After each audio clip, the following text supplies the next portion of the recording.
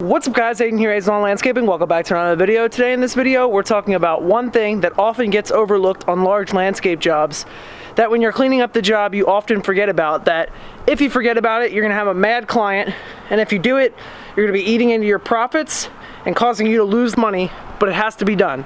Without further ado, let's get into the video. As you may or may not know from following me on Instagram, I put in a patio at my house over this weekend, and as you can see, the grass got a little bit torn up.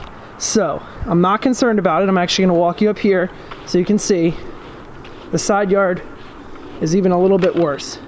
You can just kind of see tire marks right in there, and that's okay. But when you're doing a large landscape job like our patio, which stay tuned, that's coming, I'll be showing you that. Cleanup can very well be overlooked because you're always focused on staying on budget, making the client happy, and you don't remember about that lawn that you're running skid steers, track machines, anything you've got over top of it constantly. For us, we had my mower and Cartmate, and it was a little bit wet, so we were just pounding it at this grass, and I didn't really care about it. I had some boards down in areas that were newly seeded, but other than that, I wasn't really concerned about it. I just kind of let it go because I wanted the lawn to get damaged so I could make this video, as weird as that sounds.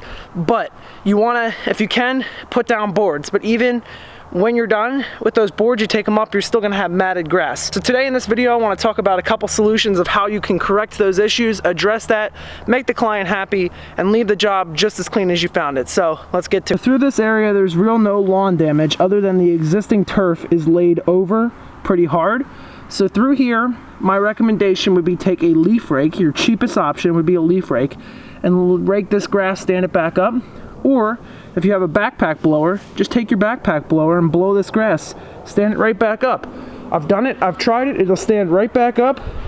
For areas like this where they're clearly trampled and you're back down to dirt, like here and right there, where you were running a machine through several hundred times, where you can clearly see there's not much grass left, there's material sitting on top, just go ahead, come in here, a couple bags of dirt, spread it down, throw some grass seed on it, even in the winter time, get it seeding, and it'll pop right back out in the spring. So as you can see, we got a couple thin spots, so I'll probably just sprinkle some dirt on these areas. Or maybe you have an area like this where there's dirt and rocks mixed in up against like maybe a wall that you built for the patio. Quick sneak peek, can't let you see too much.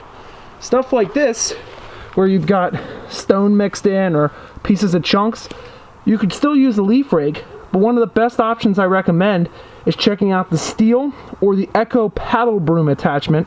Put a picture up on the screen or a video if I have something, and that'll basically is a broom that rolls right over the grass and will push these rocks and this clay out of this area up into a pile. You'll be able to get this out of here, clean up the yard, and then you could take your leaf rake and rake this back up, and then just do some seeding through here as well. So if you don't have that, a blower will probably do, and anything really to just get this cleaned up and looking back to its original order, so that the client doesn't walk back to their new outdoor living space and there's stone stuck in the ground, or bare areas up against the wall, or gaps in your wall. You want to fix all that. So now let's say you've got this all cleaned up now. By the way, shout out to Milwaukee. I'm borrowing Nick Carlson with Mulchmate's Milwaukee tall tripod light. I actually ordered my own, so more to come on that in the future. But after you get that, just sprinkle some dirt through here, same area. Actually over here, I don't know if you can see it, but back there, maybe if I walk up on it, there's you can barely see it, but there's a big tarp full of dirt here, so you can use that to go back up against your wall or whatever you have to do. So once you get that all cleaned out, seed, dirt, and you'll be back in business here. For areas like this where I removed my garden box so we could run a string line right through it, this is going to be a big area once you remove the dirt here. So this is more like an excavation, which sometimes you have to deal with. We're going to have to pull all this dirt out, but when we're left, we're going to be left with no grass. So right now, because we're going into December, your best option for an area like this may be to take all this dirt out, rake it out, leave some dirt there, and put a couple pieces of sod down, just because you don't want the client to have to deal with a big bare spot on their new outdoor living space, leaving something like this. Now let's just take a quick minute to talk about how you can really kill yourself profit-wise if you don't fix a yard like this. First scenario, let's say you don't fix the yard at all. You just leave the project as is. Pull your boards up or just leave when you're done. your client's gonna call back. That means to make your client happy, you're gonna have to come back and fix the yard. That's not good. You should be fixing it from the beginning. If you have to come back and fix it, you have fuel, time, materials to come back and fix this yard. Right there, $300 gone out of your profits just because you had to send a crew back out, get materials. It might even be more, $500, $1,000, depending on how much damage you did. You have to send a crew back out there to fix that area, that damage, versus if you had already priced that as part of your job, you could have done it right when you cleaned up from the job, had a happy client to begin with, and not had to waste the extra money, because that's going right back out of your pocket from your profits if you have to send a crew back out here to do something that should have been done from the beginning. Now, if you would just take care of that as part of the beginning of the job, your client's going to be happy and recommend you. That's also one of the things you need to explain to your client when they first sign up for your project. Maybe it's not even a big patio like we did here, 250 square foot, my first patio, by the way. More to come. It looks awesome. Maybe it's not even a patio. Maybe it's a mulch job where you tore something up. If your client knows from the beginning that you're a reliable company, any issues like that, you're gonna come back and fix, they know that they're going with somebody reliable, because your price might be a little bit more than, you know, Joe Schmo or patio guy like me who's never been doing it before and might have a lower price because I'm just getting into it.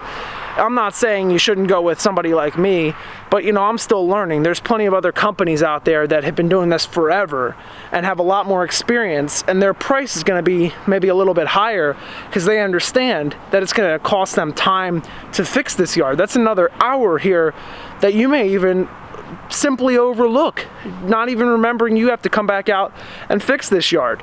It's just little things that can kill you on projects like that. Remembering you need polymer sand for the joints, that's an extra hour to compact the whole patio.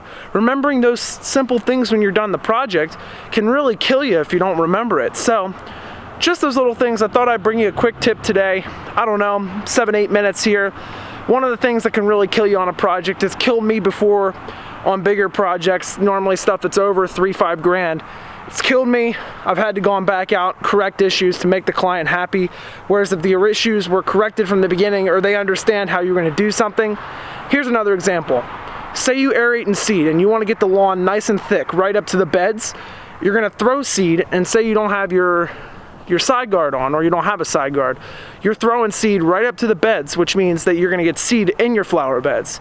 You need to spell that out to your client. Look, I made this mistake myself. I'm gonna be back in 5-6 weeks after the seed germinates to spray Roundup in those beds to kill it out. I want a thick lawn right up to the beds. I don't want to put an edge guard on it and keep it thin.